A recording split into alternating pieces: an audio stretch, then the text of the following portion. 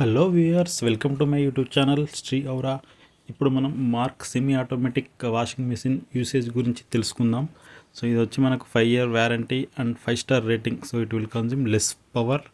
So ఇక్కడ వచ్చి మనకు 1350 RPM per minute ఉంటుంది.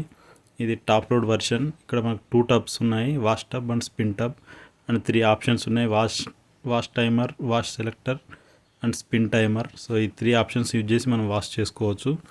అండ్ ఇక్కడ ఈ ట్యాప్ వచ్చి వాటర్ ఇంటేక్. వాటర్ ట్యాప్ లేని వాళ్ళు కూడా దీన్ని యూజ్ చేసుకోవచ్చు. విత్ బకెట్ ఆఫ్ వాటర్తో మనం యూజ్ చేసుకోవచ్చు. ట్యాప్ ఆన్ చేశాను, చూడండి వాటర్ వస్తున్నాయి.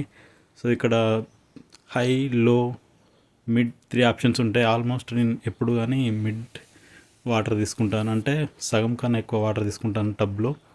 ఇది వచ్చి స్పిన్ టబ్. అక్కడ వాష్ అయిన తర్వాత బట్టలు తీసి దీనిలో వేయాలి. సో మనం డిటర్జెంట్ పౌడర్ మగ్లో కలుపుకొని దానిలో వాషింగ్ మిషన్లో వేస్తాము. మనము 2 handful ఆఫ్ సర్ఫ్ తీసుకోవచ్చు, 3 handful ఆఫ్ సర్ఫ్ తీసుకోవచ్చు. అది మన రిక్వైర్మెంట్ని బట్టి ఉంటుంది. బట్టలు ఎక్కువగా ఉంటే నేను 3 సార్లు తీసుకుంటాను. సో ప్రజెంట్ అయితే 2 handful ఆఫ్ సర్ఫ్ తీసుకున్నాను.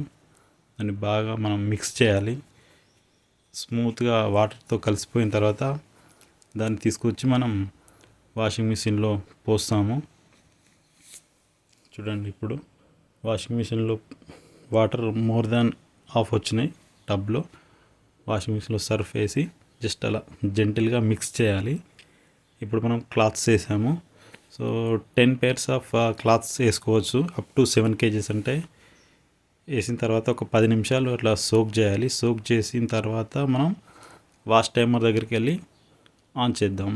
ఇక్కడ వచ్చి మనకు 15, 12, 9, 6, 3 ఇన్ని మినిట్స్ మనం పెట్టుకోవచ్చు. Maximum 15 minutes. 50 minutes ఎప్పుడైతే నేను 15 minutes పెడతాను.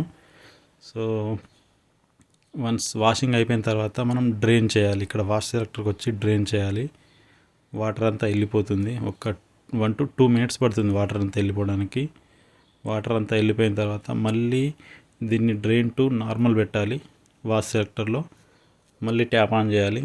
ఆన్ చేసిన తర్వాత సో వాటర్ హాఫ్ కన్నా ఎక్కువ వచ్చిన తర్వాత మళ్ళీ వాష్ చేసుకున్న తర్వాత సెకండ్ టైం వాష్ అయిపోయిన తర్వాత ఇప్పుడు బట్టల్ని స్పిన్ టబ్లోకి షిఫ్ట్ చేస్తున్నాము. సో 1 వాష్ టబ్లో చేసిన తర్వాత 2 times స్పిన్ చేయాల్సిన అవసరం వస్తుంది, ఎందుకంటే స్పిన్ టబ్ కొంచెం చిన్నగా ఉంటుంది.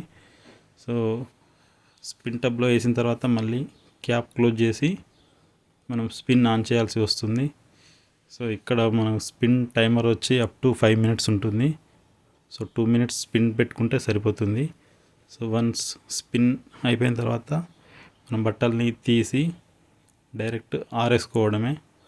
సో ఇది వచ్చి ఫుల్ ప్లాస్టిక్, లైట్ వెయిట్, ఎక్కడికైనా మనం ఈజీగా క్యారీ చేసుకోవచ్చు. I hope you like this video. Thank you.